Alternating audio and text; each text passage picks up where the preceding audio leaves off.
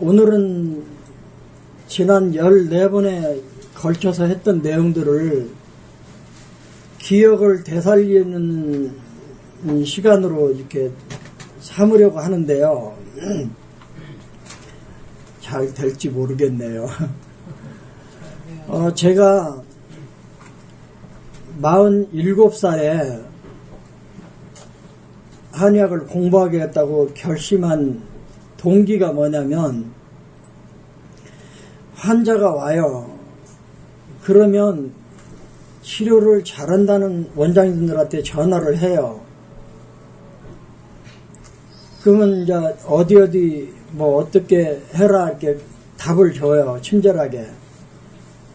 그런데 그분들이 가르쳐주는 방법을 제 환자에게 써가지고 재미를 본 적이 한 번도 없어요. 그게 참 저에게는 고민이었어요.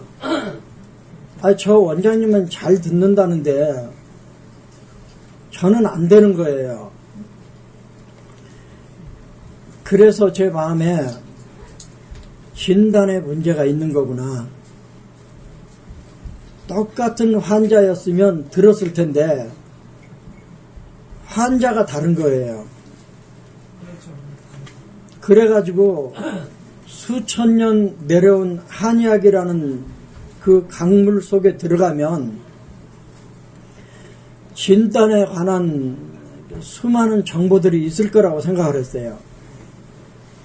그래서 공부를 하러 가게 됐고요.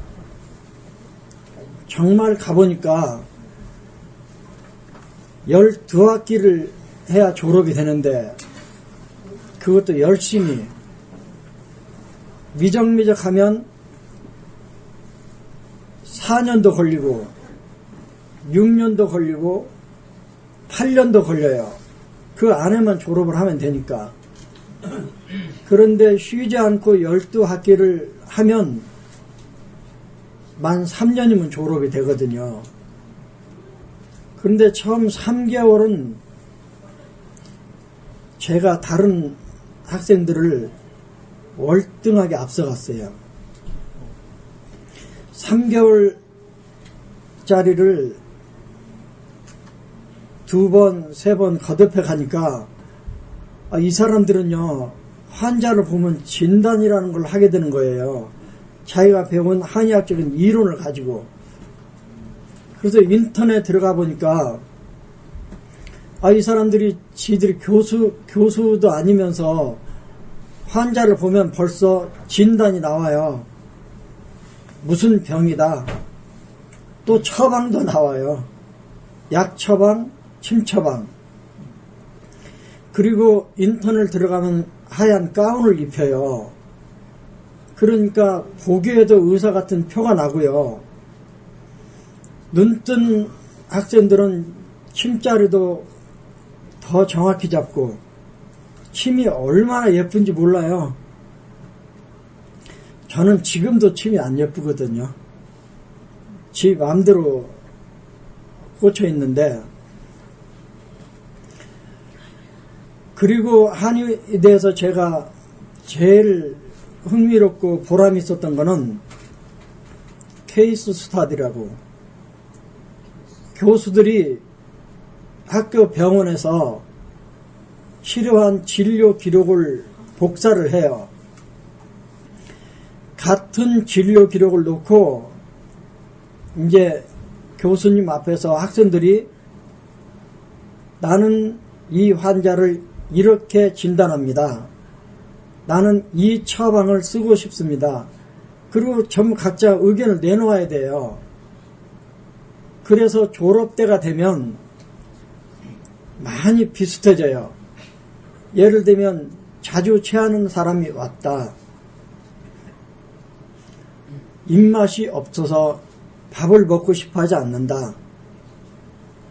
밥을 그대로 억지로 먹으면 소화가 잘 안 되고 배가 더부룩하다. 그리고 대변을 보러 가면 대변이 오리똥처럼 풀어진다. 그리고 팔다리가 힘이 없다. 뭐 이런 식으로 진료 기록에 써 있으면 그걸 보고 학생들이 토론을 해요.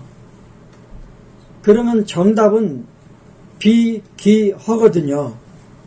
비기허라는 진단이 나올 때까지 훈련을 해요. 그러면 비기허에 쓰는 침처방, 대도, 소부, 은백, 대돈 이런 침처방이 나와야 되고요.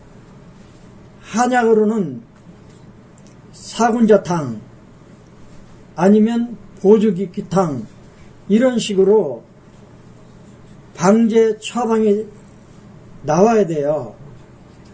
이거를 몇 학기 동안 반복적으로 하다 보니까 비슷해지더라고요. 그 사람들이 환자를 보고 내린 진단, 비기허, 비기허에 맞는 방제 처방, 그 속에 들어가는 본초, 침구 처방, 그 속에 들어가는 경혈, 이런 것들이 면허시험까지 계속 훈련을 해요. 그런데 학교 공부를 땡땡이 친 사람들은 졸업한 다음에도 환자가 아프다는 데만 쫓아가서 침을 놓아요. 그렇게 이제 훈련을 하는 과정이 저는 가장 흥미로웠어요. 그런데 우리가 침을 놓고 살아오지만 같은 발목 빈 환자가 와도 진단 이름부터가 통일이 안 되고 거기에 쓴 침 자리가 통일이 안 돼 있어요. 그러니까 남이 써는 진료 기록을 보면 왜 이런 진단명이 붙었는지, 왜 이런 혈에다 침을 놓았는지 짐작이 안 되는 거예요. 이 고민을 총통 원장이 명확하게 깨달은 거죠. 사암침법이라고 하는 알 것도 같고 모를 것도 같은 그 침법이 어떤 때는 기가 막히게 듣고 어떤 때는 아무런 효과도 없는데 그 안에 들어있는 문제점이 뭔가를 총통 원장이 깨달은 거예요. 그래서 총통 침법을 보면 우리도 같은 진단을 내릴 수 있고 진단이 같다면 같은 처방을 쓸 수 있는 거예요. 대표적인 게 관절 염자, 움직이는 게 불편해요. 목혈, 가만히 있어도 쑤시고 아파요. 화열, 이제는 거의 비슷해져 간다고 생각해요. 이게 총통침법이 우리에게 준 선물이죠. 총통침법이 우리에게 준 세 가지 선물.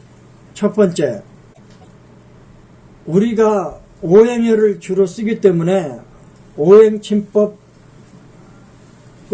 쓰는 사람들인데 지금까지 모든 오행침 쪽에 오행혈 하나하나의 혈성, 효능이 통일이 안 돼 있었어요.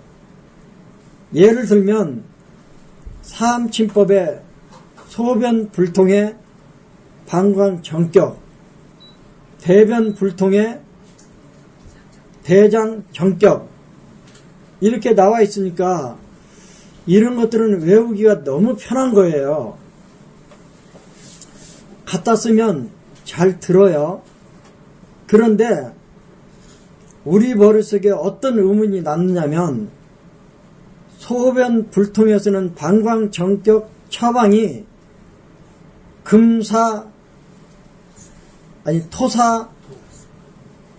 금보 토사예요. 상향 지음 보 삼리 위중 사 사암침법은 다 이렇게 돼 있어요. 그런데 같은 조합이라도 총통에서는 자기 경락에 혈부터 써요. 그러니까 총통식으로 소변 불통에 쓰는 처방은 지음, 상향, 위중, 삼리예요. 그러면 삼진법을 쓰는 사람들에게 방광정격에 들어있는 금혈이 무슨 작용을 하기에 소변을 잘 보게 되나요? 그러면 설명해 주는 사람이 지금까지 한 군데도 없었어요. 또 소변 불통에 쓰는 위중 삼리 조합이 어떤 작용을 하기에 소변을 잘 나가게 만드나요? 이런 질문에 답이 없었어요. 하나만 더. 대변 불통의 대장 정격이에요. 정말 잘 들어요. 처방은 토보 화사예요. 곡지 삼리 보, 양계 양곡 사, 토보 화사인데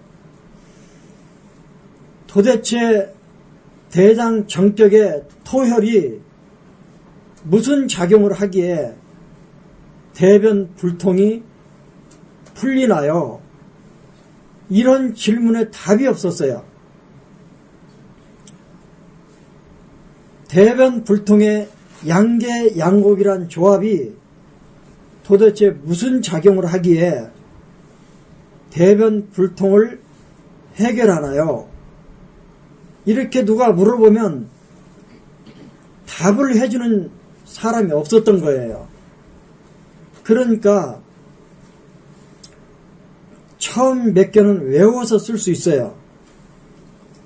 원리를 몰라도 소변 불통이네 방광 정격, 대변 불통이네 대장 정격. 그런데 들으면 다행이지만 그 처방을 써서 안 들으면 머리가 까매지는 거예요. 머릿속이 하얗게 되는 거죠. 두 번 다시 보고 싶지 않죠. 총통 원작이 우리에게 준 첫 번째 선물이 오행혈 하나하나의 혈성과 효능을 알게 해준 거예요. 두 번째, 삼진법을 공부하다 보면 구안와사에 쓰는 처방이 하나만 나오면 좋은데 여러 개의 처방이 나와요. 그러면 왜 이 사람의 구안와사는 이 처방을 쓰고 저 사람의 구안와사는 저 처방을 써야 되는지 아무도 설명을 안 해줘요. 또 내가 알아서 쓸 수도 없어요. 그런데 구안와사의 특징 중에 특징이 근육을 못 움직이는 거잖아요. 그러면 일단 경락, 경근의 문제를 해결하는 목혈이 머리에 떠오르죠. 그 다음 구안와사의 특징이 얼굴이 마취가 덜 풀린 것처럼 4살 같지 않은 그런 얼얼한 느낌이 있어요. 그러면 총통에서는 감각의 이상을 해결하는 금혈 조합을 쓰잖아요. 여기까지 설명해주는 내용이 다른 오행침법에는 없어요. 다만 상생상극이라는 알듯 모를 듯한 설명만 들어있는 거예요. 그런데 총통에서 그러면 구안와사의 특징이 근육이 움직여지지 않는 거니까 목혈 쓰세요. 4살 같지 않으니까 금혈 쓰세요. 이제 우리가 배웠어요. 그러면 일단 혈은 목혈, 금혈로 대충 통일이 됐어요. 예외가 있긴 있어요. 금혈이 대표혈인 수양명 대장경의 경우에는 금혈의 역할을 삼간 또는 곡지가 해요. 예외적인 거죠.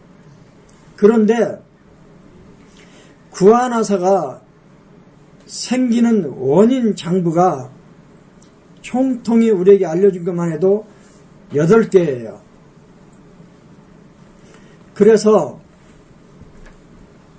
어느 장부로 가야 되는지,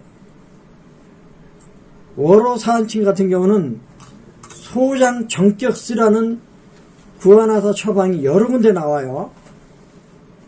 그러면 이 사람의 구안화사에 왜 소장 정격을 쓰라 그랬는지 설명이 없어요. 묻는 한의사도 없고 알아서 설명하지도 않아요.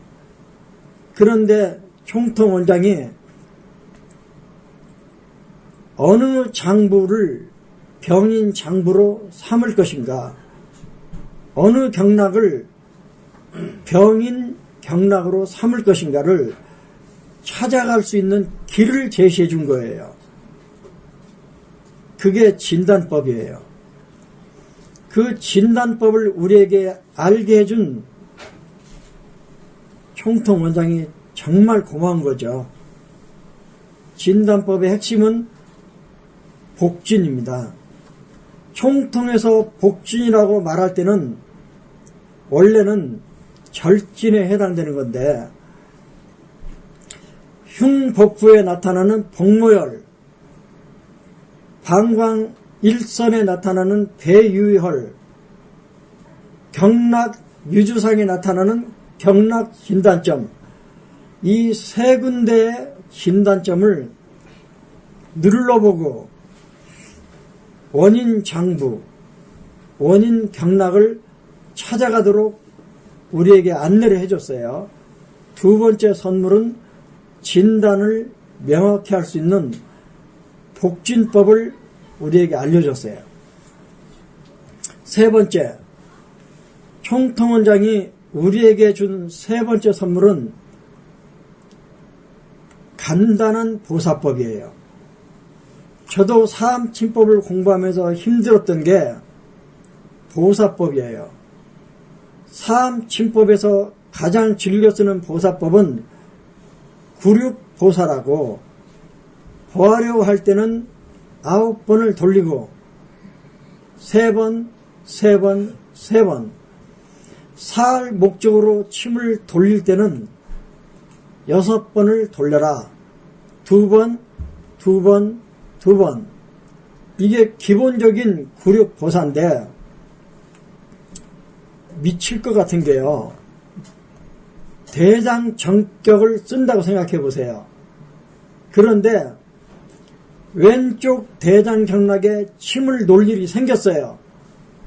그러면 똑같은 곡절에 침을 놓는데 남자와 여자가 달라요. 남자가 오른쪽으로 9번 돌리면 보가 된다면 여자는 왼쪽으로 9번 돌려야 보가 돼요. 이 환자가 오전에 왔어요.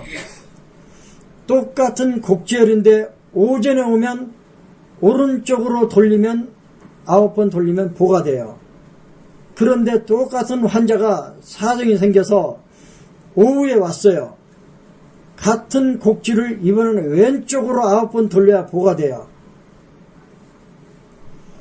이게요, 좌우에 따라서 돌리는 방향이 달라지고 남여에 따라서 돌리는 방향이 달라지고 오전, 오후에 따라서 돌리는 방향이 달라지다 보니까 사암오행침의 대가인 김광호 씨도 헷갈려가지고 아예 차트를 앞에 놓고 그걸 보면서 돌린대요. 이게 할 짓이냐고요. 저는 포기했어요. 그런데 정말 반가운 소식이 들어온 거예요. 직자예요. 그리고 보호할 생각이 있는 혈은 시계 바늘이 돌아가는 방향으로, 시계 방향이 오른쪽으로 돌아가잖아요. 그러니까 시계 방향이 돌아가는 방향으로 침을 돌려주면 보가 되고, 시계 바늘이 돌아가는 반대 방향으로 침을 돌리면 사법이 되는 거예요. 이 한 가지 기준만 남기고 나머지는 다 무시를 해버렸어요. 그러면 지 맘대로 그렇게 했느냐? 아니에요. 사암오행침의 대가인 김강호 씨는 소부열을 오전에 보호할 때는 오른쪽으로 9번 돌렸어요. 그런데 12시가 지나면 왼쪽으로 9번을 돌려야 보가 되는데 12시부터 12시 반 사이가 애매한 시간이라네요. 그래서 자기도 애매하게 돌렸다가 119로 실려보는 게 한두 건이 아니래요. 그러니까 얼마나 겁이 나요. 그러니까 사암오행침을 붙들고 있으면 굴욕보살을 할 수도 없고 안 할 수도 없고 고민이 많았던 거거든요. 그런데 굴욕보살을 하면 무조건 효과는 더 좋아져요. 저도 많이 해본 거거든요. 가만히 직자만 해놓던지 아니면 영수보사만 해놓고 가만히 있는 경우에 비해 좌우 염전을 해주면 효과는 확실히 좋아져요. 그러니까 총통원장도 유친 중에 10분에 한 번 정도 좌우로 돌려주는 염전 자극을 하라 그래요. 할 수 있으면 해주는 게 좋다 그래요. 하지만 손님이 많으면 언제 하고 앉아 있어요. 그래서 총통원장에게 갔던 우리 시각 장애인들에게 물어보니까 자침 즉시 돌려주고 20분 후에 뺀대요. 그러니까 시간적인 여유가 많은 사람은 한 10분쯤 후에 한 번 더 돌려주는 거죠. 뺄 때쯤 해서 또 한 번 더 돌려주고 빼는 거죠. 그런데 총통원장은 자침 즉시 돌려주고 끝. 이 직자가 얼마나 중요하냐면요. 이충 박사가 곡지삼리 조합을 보하면 진액을 흡수하고 곡지삼리 조합을 사하면 수습을 배출한대요. 그래서 자기가 수습이 좀 많은 사람이라서 곡지삼리를 많이 써야 되는 사람인데 오른쪽으로 돌려봐도 왼쪽으로 돌려봐도 효과가 똑같다는 걸 발견한 거예요. 그러면 왜 그런가? 오행열 하나하나의 혈성이란 말 제가 앞에서 했는데 곡지삼리는 토열인데 이 토열은 힘을 오른쪽으로 돌리든 왼쪽으로 돌리든 상관없이 토열이 가진 혈성에 작용만 한다는 거예요. 그러면 토열이 가진 혈성이 뭐냐면 진액 편차를 조절하는 거예요. 수습 편차를 정체를 해소하는 거예요. 그러니까 진액이 부족하면 보여주고 수습이 넘치면 배출해주는 이 혈성, 이 혈의 성질, 그 성질만 발휘를 하지 내가 보혈을 좀 했다고 내가 살을 좀 했다 그래서 근본적으로 혈성과 반해서 작용이 일어나지는 않는다는 거예요. 소불한 혈은 한혈 편차를 조절하는 혈인데 소불을 오전 오후 따져서 또는 좌전 우전 따져서 보살을 했다 그래서 몸이 차가워진 사람이 뜨거워진다든지 뜨거운 사람이 차가워지는 게 아니래요. 어떤 쪽으로 자극을 하든 소부는 소부 지 할 일만 한다는 거예요. 그러면 소부가 하는 일이 뭐냐면 한열 편차를 조절한다는 거예요. 그렇게 얼마나 편해요. 총통 원장이 우리에게 준 세 가지 선물은 오행열 하나하나의 혈성, 오행열 하나하나의 치료작용, 그걸 명확히 해줬고요. 두 번째, 지금 이 환자의 문제는 어느 장부, 어느 경락에 속한 문제인가를 알아낼 수 있는 진단법을 명확히 해줬다는 거예요. 복진법으로. 세 번째, 그 복잡하고 두려운 보사법을 다 무시해버려요. 그냥 직자 해놓고 내 마음에 보하겠다 싶으면 시계방향으로, 내 마음에 사하겠다 싶으면 반대 방향으로 돌려주는데, 돌려주는 그 방향 때문에 그 혈의 작용이 일어나는 게 아니고 그 혈의 작용을 강화시킬 목적으로 자극한다는 뜻이에요. 이 세 가지가 총통침법이 우리에게 준 선물이고요. 이충 박사의 혁명적인 공헌이라고 생각해요.